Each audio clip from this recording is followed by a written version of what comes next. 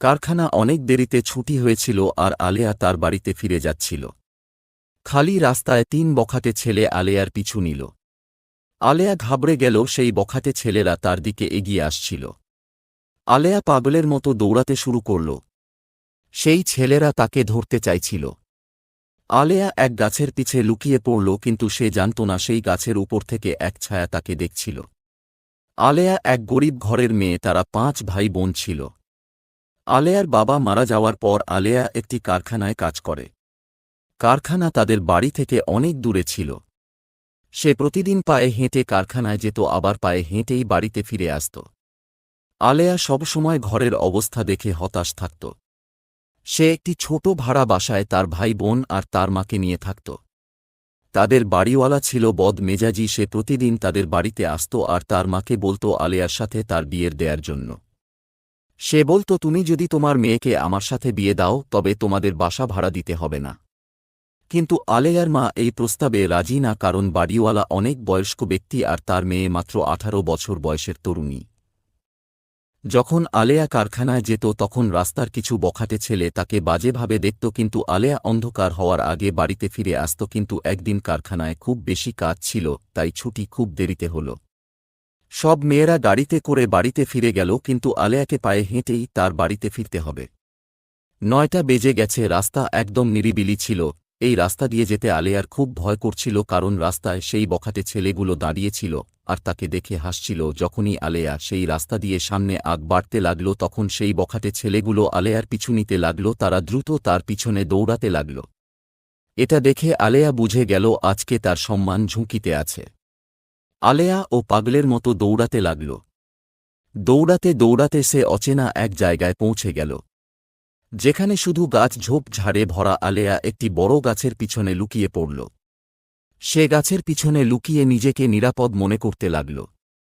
সেই বখাটে ছেলেগুলো তাকে চারিদিকে খুঁজতে লাগল, কিন্তু বখাটে ছেলেগুলো আলেয়াকে কোথাও খুঁজে পেল না। কিন্তু আলেয়া জানত না সেই গাছের উপর থাকা একটি ছায়া থাকে অনেকক্ষণ থেকে দেখে চলছে। হঠাৎ আলেয়া অদ্ভুত এক শব্দ শুনতে পেল। আলেয়া এই শব্দ শুনে ঘাবড়ে গেল। সে চারিদিকে দেখতে লাগল, কিন্তু কোথাও কাউকে দেখতে পেল না। যখন সে বুঝতে পারল বখাটে ছেলেগুলো এখান থেকে চলে গেছে, তখন সে গাছের পেছন থেকে বেরিয়ে এল। অন্ধকারে পথ চলার সময় আলেয়া হঠাৎ একজনের সাথে খুব জুড়ে ধাক্কা খেল। সামনে তাকাতেই আলেয়া দেখতে পেল এক সুদর্শন যুবক তার সামনে দাঁড়িয়ে আছে। যুবকটির পরনে সাদা রঙের পোশাক, তার সুন্দর চোখ দিয়ে সে আলেয়াকে দেখেছিল। আলেয়া তাকে দেখে ভয় পেয়ে গেল। আলেয়া ভাবল সে ও মনে হয় বখাটে কোনো ছেলে, সে ও তার ইজ্জত নষ্ট করতে চায়। কিন্তু সেই যুবকটি আলেয়াকে বলতে লাগল যে বখাটে ছেলেগুলো তোমার পিছনে এখানে এসেছিল, সেই বখাটে ছেলেগুলোকে আমি এখান থেকে তাড়িয়ে দিয়েছি। এই কথা শুনে আলেয়া অবাক হয়ে গেল। তখন যুবকটি বলল, চলো আমি তোমাকে বাড়িতে পৌঁছে দিয়ে আসি। তারপর সে আলেয়ার পিছু পিছু চলতে শুরু করল। রাতের অন্ধকার নির্জনতায় সেই যুবকের সাথে আলেয়ার পথ চলতে খুব ভালো লাগছিল। যুবকটি আলেয়াকে তার বাড়িতে পৌঁছে দিয়ে তারপর সে সেখান থেকে চলে গেল। ঘরে পৌঁছে আলেয়া তার মাকে সব কাহিনী খুলে বলল। আলেয়ার মা সবকিছু শুনে পেরেশান হয়ে গেল। সে তাকে বলল, এখন থেকে যখন দেরিতে ছুটি হবে তখন তুমি এই রাস্তা দিয়ে আসবে না, অন্য রাস্তা দিয়ে বাড়িতে আসবে। আলেয়া তার মায়ের কথা শুনে মাথা নেড়ে হ্যাঁ বলল, কারণ সে তার মা বোনের মাথার উপর ছায়া ছিল, তার বেতনের টাকা দিয়েই সংসার চলত। পরের দিন সে কাজে চলে গেল আর সে প্রতিদিন যে রাস্তা দিয়ে বাড়িতে ফিরে আসত, আজ আলেয়ার সেই রাস্তা দিয়ে না গিয়ে জঙ্গলের রাস্তা বেছে নিল বাড়িতে ফিরে আসার জন্য। কিন্তু এই রাস্তার ঘন নিরিবিলি জঙ্গলের ভেতর দিয়ে ছিল। জঙ্গলের রাস্তা দিয়ে চলার সময় হঠাৎ আলেয়া তার পিছনে পায়ের আওয়াজ শুনতে পেল। আলেয়া সেই শব্দ শুনে ঘাবড়ে গেল। সে যখন পিছনে ফিরে তাকাল তখন সে কাউকে দেখতে পেল না। সেখানে শুধু গাছের শুকনো পাতা মাটিতে পড়েছিল। আলেয়ার এমন মনে হচ্ছিল সেই শুকনো পাতার উপর কেউ একজন হেঁটে হেঁটে তার পিছু আসছে।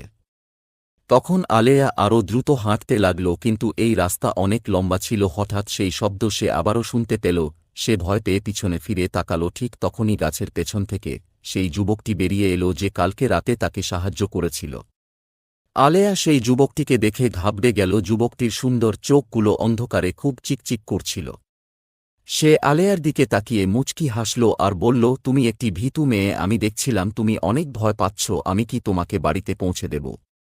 আলেয়া মাথা নেড়ে বলল ঠিক আছে, কারণ আলেয়ার এই রাস্তা দিয়ে চলতে খুব বেশি ভয় করছিল। তখন যুবকটি বলল, তোমার ভয় পাওয়ার কোনো প্রয়োজন নেই, আমি তোমার কোনো ক্ষতি করব না। চলো, আমি তোমাকে বাড়িতে পৌঁছে দেব। এরপর প্রতিদিন এরকমই হতে লাগল। আলেয়া কাজ থেকে ফেরার সময় সেই জঙ্গলের রাস্তাকেই বেছে নিত, আর সেই যুবক প্রতিদিন আলেয়াকে তার বাড়িয়ে পৌঁছে দিত। যুবকটির সাথে যাওয়া আসা করতে আলিয়ার খুব ভালো লাগত। একদিন আলেয়া যুবকটিকে বলল, তোমার নাম কি? সে উত্তর দিল, আমার নাম রেহান। আলিয়া তারপর জিজ্ঞেস করল, তুমি কোথায় থাকো? তখন রেহান বলল, জঙ্গলের পিছনে যে বস্তি আছে আমি সেখানে থাকি। এই কথা শুনে আলেয়া মাথা নাড়ল, কিন্তু সে মনে মনে রেহানকে পছন্দ করতে শুরু করল। আলেয়া প্রতিদিন যখন কারখানা থেকে জঙ্গলের রাস্তায় দিয়ে আসত তখন রেহান অধীর আগ্রহ নিয়ে তার জন্য অপেক্ষা করত। আলেয়া প্রতিদিন রেহানকে সেই জঙ্গলের রাস্তায় দেখত আর সে চুপচাপ আলেয়ার পিছু পিছু পথ চলত। রেহানের চোখে অদ্ভুত এক অনুভূতি ছিল যা আলেয়াকে রেহানের দিকে আকর্ষিত করত। আলেয়ার হৃদয় এখন রেহানকে ছাড়া শূন্য লাগে। সেই রাতের কথা এখনও তার মনে পড়ে, যে রাতে তার সম্মান বিপদে ছিল আর রেহান এক ফেরেস্তার মতো এসে তার সাহায্য করেছিল। সেই রাতের কথা ভেবে আলেয়া ভয় কেঁপে উঠে। সেই রাতে যদি রেহান তাকে সাহায্য না করত তবে তার সাথে না জানি কি হয়ে যেত। এখন আলেয়ার চেহারায় এক বিশেষ খুশির ঝিলিক সব সময় কাজ করে, যা তার সাথে কাজ করা মেয়েদের চোখেও ধরা পড়ল। একদিন কারখানায় কাজ করার সময় আলেয়ার সাথের এক মেয়ে তাকে বলল, তোমার চোখে এক অদ্ভুত চমক কাজ করে, আর তুমি এখন আগের থেকে অনেক বেশি খুশি থাকো, এর কারণ কি? আলেয়া মুচকি হেসে বলল, তেমন কিছু না, ব্যাস জীবন আগের থেকে কিছুটা বদলে গেছে। কিন্তু আলেয়ার জানা ছিল না যে জিনিস এখন তাকে খুশি দিচ্ছে, কিছুদিন পর সেই খুশিই তার জীবনের সবচেয়ে ভয়ঙ্কর রহস্যে পরিণত হবে। সে এমন এক দুনিয়া পা রাখতে চলছে যা তার হুঁশ উড়িয়ে দেবে। রাতে যখন কারখানা থেকে কাজ শেষ করে আলিয়া সে জঙ্গলের রাস্তা দিয়ে যাচ্ছিল তখন সে দেখল রেহান আগে থেকেই সেখানে দাঁড়িয়ে আছে। আজকে রেহানকে দেখতে কিছুটা অন্যরকম লাগছে, তার চোখ অন্য দিনের থেকেও বেশি চিকচিক করছিল, আর তার পা মাটিতে ছিল না, মাটি থেকে কিছুটা উপরে ছিল। আলিয়া তাকে কিছু প্রশ্ন করতে চেয়েছিল, কিন্তু সে সাহস পাচ্ছে না। কিছুক্ষণ চুপ থেকে সে রেহানকে বলল, তুমি আমাকে সাহায্য করেছ, আমার ইজ্জত বাঁচিয়েছ, কিন্তু আজ অবধি তুমি তোমার ব্যাপারে আমাকে কিছুই বলনি। তুমি কে আর তোমার মা বাবা কোথায়? তুমি সব সময় আমার সাহায্য করার জন্য এখানে কিভাবে আসো? তুমি কি আমার জন্য সব সময় অপেক্ষা করো? এই কথা শুনে রেহান অদ্ভুতভাবে হাসল আর বলল, খুব জলদি আমি তোমাকে আমার ব্যাপারে সবকিছু জানাব। কিন্তু এখন আমি তোমাকে একটা কথা জানাতে চাই, আমি তোমাকে ভালোবাসি আলেয়া। একদিন আলেয়ার মা তাকে বলতে লাগল, তুমি এখন অনেক দেরি করে বাড়িতে আসো, তারপর তোমার চেহারায় সবসময় খুশি থাকে। এই খুশির কারণ কি? তোমাকে বেতন কি বেড়েছে? তখন আলেয়া বলল, না মা, কিন্তু হয়তো খুব জলদি আমাদের ভাগ্য বদলে যেতে পারে। রেহানের সঙ্গ পেয়ে আলেয়া যেন কল্পনায় জগতে বাঁচতে লাগল। জীবন তার জন্য অনেক সুন্দর, অনেক রঙিন হয়ে গেল, কিন্তু সে জানত না তার ভবিষ্যৎ তার জীবনকে কোনো দিকে নিয়ে যাবে। কারখানা থেকে আসার সময় রেহান যখন গাছের নিচে তার জন্য অপেক্ষা করছিল, আলেয়া তখন বলল, আমি তোমাকে আমার মায়ের সাথে দেখা করাতে চাই। এই কথা শুনে রেহানের চেহারা ফ্যাকাশে হয়ে গেল। তখন রেহান বলল, পারলে আমাকে মাফ করে দাও, কিন্তু আমি তোমার মায়ের সাথে দেখা করতে পারব না। রেহানের কথা শুনে আলেয়া হতাশ হয়ে গেল। তারপর সে রাগ করে চুপচাপ সেখান থেকে বাড়িতে চলে গেল। পরের দিন সে যখন কারখানায় কাজ শেষ করে জঙ্গলের রাস্তা দিয়ে বাড়ির দিকে যাচ্ছিল তখন সে জঙ্গলের রেহানকে দেখতে পেল না। আলেয়া খুব বেশি ঘাবড়ে গেল। জঙ্গলের রাস্তা দিয়ে যাওয়ার সময় সে খুব ভয় পাচ্ছিল। রেহানের সাথে এই রাস্তা দিয়ে যাওয়ার সময় তার ভয় লাগত না, কিন্তু আজ খুব বেশি ভয় লাগছে। আজ সে খুব ভয় অনুভব করছে। তখন সে পিছন থেকে আওয়াজ শুনতে পেল, আলেয়া থামো, আমি আজকেও তোমার জন্য অপেক্ষা করছিলাম। আলেয়া নির্জন জঙ্গলে রেহানের আওয়াজ শুনে ঘাবড়ে গেল। সে চারদিকে দেখতে লাগল, কিন্তু কোথাও রেহানকে দেখতে পেল না। নির্জন ঘন জঙ্গলে শুধু রেহানের কণ্ঠই তার কানে বাজছিল। রেহান লাগাতার তাকে ডাকছিল, আলেয়া থামো, আমি তোমার অপেক্ষা করছি। কিন্তু রেহান কোথায়? হঠাৎ কেউ একজন আলেয়ার কাঁধে হাত রাখল। আলেয়া ভয়ে কেঁপে উঠল। যখনই সে পিছনে ফিরে তাকাল তখন দেখল রেহান তার সামনে দাঁড়িয়ে আছে। আলেয়া হয়রান হয়ে বলল, তুমি কোথায় ছিলে? আমি কেন তোমাকে দেখতে পাচ্ছিলাম না? হঠাৎ করে তুমি আমার সামনে কিভাবে এলে? রাতের অন্ধকারে রেহানের চোখ চিকচিক করছিল। আলিয়ার আজ প্রথমবার রেহানকে দেখে ভয় লাগছিল। তখন আলেয়া বলল, তুমি কে? হঠাৎ করে আমার সামনে কিভাবে এলে? হঠাৎ করে আলেয়া নজর রেহানের পায়ের দিকে পড়ল। সে রেহানের পা দেখে ঘাবড়ে গেল, কারণ তার পা কোনো সাধারণ মানুষের মতো ছিল না, আর তার সুন্দর চোখগুলো আজ খুব বেশি ভয়ঙ্কর লাগছিল। আলিয়া তাকে দেখে ভয়ে কেঁপে উঠল। রেহান আলিয়ার দিকে তাকিয়ে হালকা হাসল, তারপর বলতে লাগল, আমি আমার সত্যিটা তোমাকে জানাতে চাইনি। আমার সত্যিটা জেনে তুমি আমার জীবন থেকে চলে যাবে, তাই আমি তোমাকে কিছু বলতে চাইনি। আলিয়া অবাক হয়ে বলল, কি রকম সত্যি? তখন রেহান বলতে লাগল, তুমি কি আমার ব্যাপারে সব সত্যি জানতে চাও? তুমি জানতে চেয়েছিলে না আমার মা বাবাকে, আমি কোথায় থাকি, আজ আমি তোমাকে সব কিছু বলবো। আমার সত্যি হলো এটা যে আমি কোনো মানুষ নই, আমি একজন জিন, আর এক জিন তোমার ভালোবাসায় পাগল হয়েছে, আর আমি তোমাকে নিজের করে তোমাকে এখান থেকে আমার দুনিয়াতে আমার সাথে করে নিয়ে যাব। এটা শুনে আলেয়া ভয়ে কেঁপে উঠল। হঠাৎ করে রেহানের চেহারা বদলে যেতে লাগল। রেহান মানুষ ছিল না, সে সত্যিই একজন জিন। আলেয়া কাঁপা কাঁপা গলায় বলল, যদি তুমি একজন জিন্নাত হয়ে থাকো তবে তুমি পৃথিবীতে কি করছ? প্রতিদিন আমার রাস্তায় কেন আসো? এই কথা শুনে রেহান মুচকি হাসল, তারপর বলতে লাগল, যখন আমার জন্ম হয়েছিল তখন জিন্নাতের দুনিয়ার এক আলেম আমাকে বলেছিল তুমি এক মানব কন্যাকে ভালোবাসবে যার নাম আলেয়া। এই কথা শুনে আলেয়ার সারা শরীর কাঁপে উঠল, তার মনে হাজার প্রশ্ন ঘুরপাক খেতে লাগল। সে রেহানকে বলল, তুমি কেন আমাকে বাঁচিয়েছিলে? তুমি কেন প্রতিদিন আমার সাথে আসো? আলেয়ার গলা কাঁপছিল। রেহান বলল, কারণ তুমি পবিত্র, নেক, ঈমানদার, সুন্দর মনের অধিকারী, আর এখন তুমি আমার আলেয়া। আলেয়ার চোখে পানি চলে আসল। সে চিৎকার করে বলল, আমি কারো ভোগের সামগ্রী নই। রেহান 2 কদম সামনে এসে বলল, আমি তোমাকে ভালোবাসি আলেয়া, আর এই ভালোবাসার দাম তোমাকেও দিতে হবে আমাকে বিয়ে করে। এই কথা শুনে আলেয়ার হুঁশ উড়ে গেল।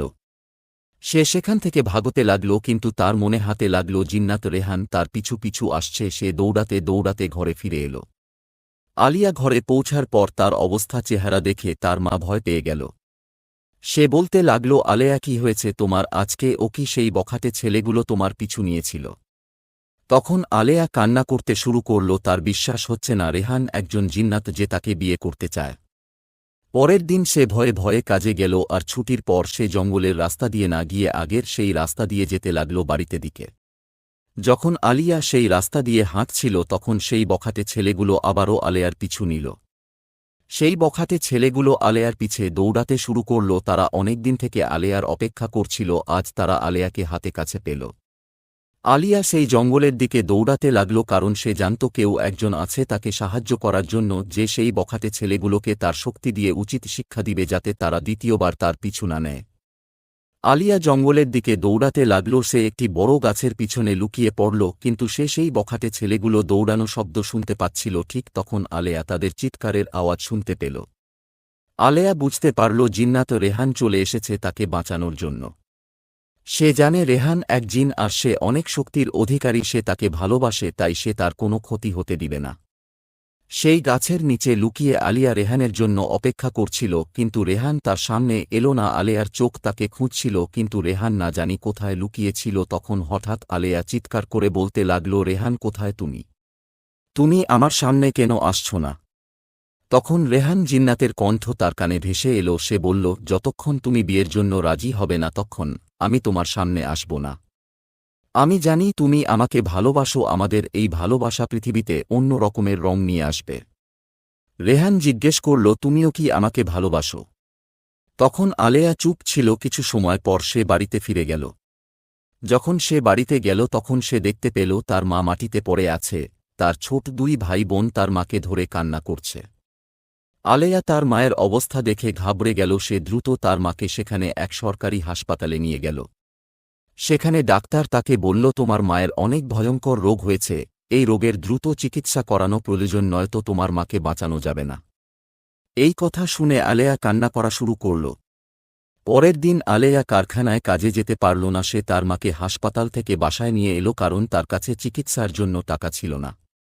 পরের দিন সে কারখানায় গেল আর কারখানার মালিকে বলল, আমার কিছু টাকা প্রয়োজন, আমার মা অসুস্থ, আমি জলদি এই টাকা আমার বেতন থেকে পরিশোধ করে দেব। কারখানার মালিক রেগে গিয়ে বলল, আমি কাউকে অ্যাডভান্স টাকা দেই না, আর টাকা নেয়ার পর তুমি যদি কাজ ছাড়া চলে যাও তখন কি হবে? এই কথা শুনে আলেয়া কাঁদতে শুরু করল। তার মায়ের চিকিৎসার জন্য তার টাকার প্রয়োজন। সেই রাতে সে সেই ঘন গভীর নীরব জঙ্গলের রাস্তা দিয়ে বাড়ির দিকে হেঁটে যাচ্ছিল, যেখানে জিন্নাত রেহান তার জন্য সবসময় অপেক্ষা করে। আজ আলেয়ার চেহারায় ভয়ের বদলে ছিল হতাশা দুশ্চিন্তা। তখন জিন্নাত রেহান আলেয়ার সামনে এসে দাঁড়াল আর বলতে লাগল, আমি জানি তুমি খুব চিন্তিত আর আমি তোমার সাহায্য করতে চাই।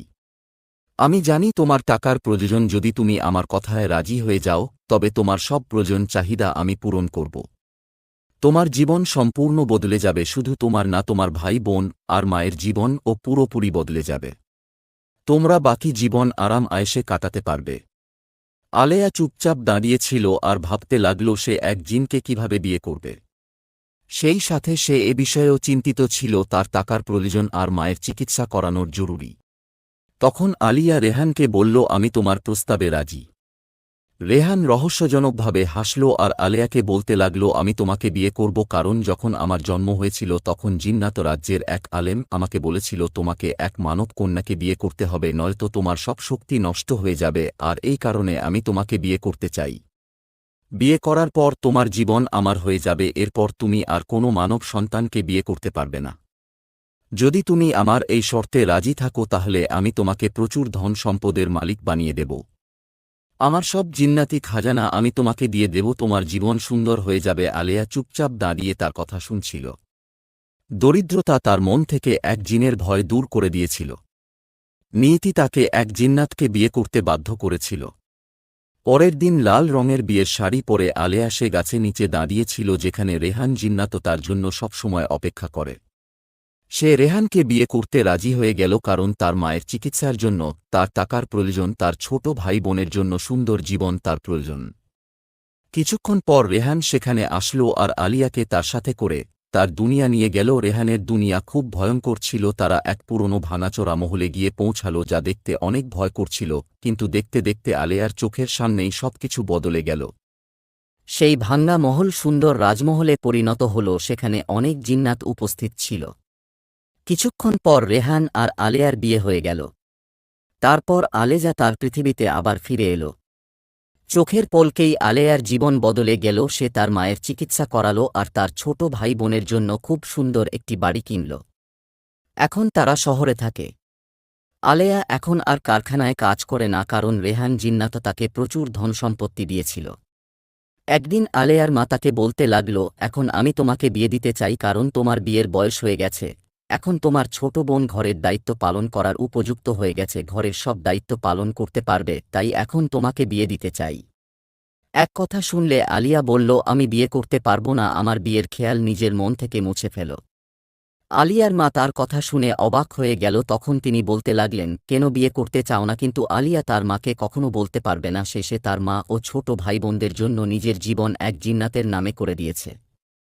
এখন প্রতিদিন রাতে আলেয়ার কাছে রেহান আসে, তার সাথে অনেক কথা বলে গল্প করে কখনো কখনো রেহান আলেয়াকে তার দুনিয়াতে নিয়ে যেত। আলেয়া আর কখনো বিয়ে করেনি, সে এক জিনের সাথেই তার পুরো জীবন কাটিয়ে দিয়েছিল।